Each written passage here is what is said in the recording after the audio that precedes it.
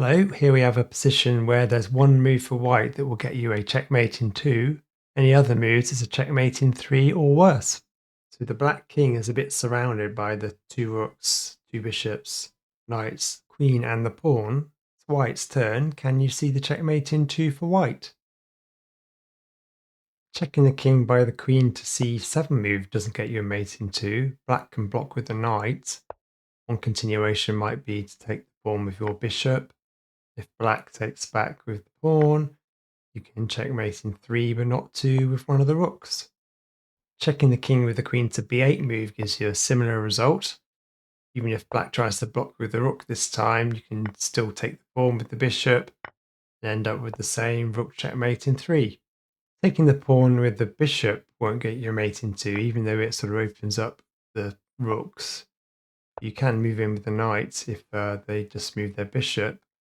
But moving the knight to d6 saves black from the mate in 2, because now if you try to checkmate with the rook, they can move the knight in to block it. So then you only get a mate in 3 this way.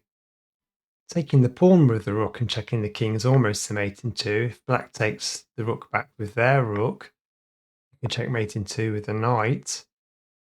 If black takes the rook with their pawn, can't do that. So you can now move the queen over. Then after this, you can get a checkmate in 3.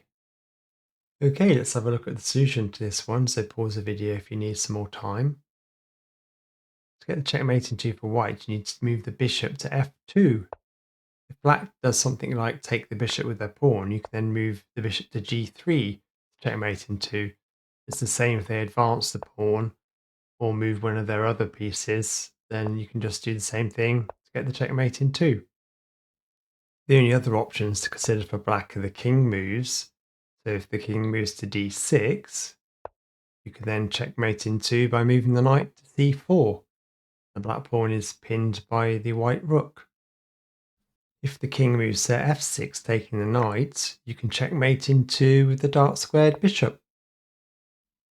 And if the king moves to f4, you can still move the bishop to d4 to do a reveal checkmate in 2 with the rook.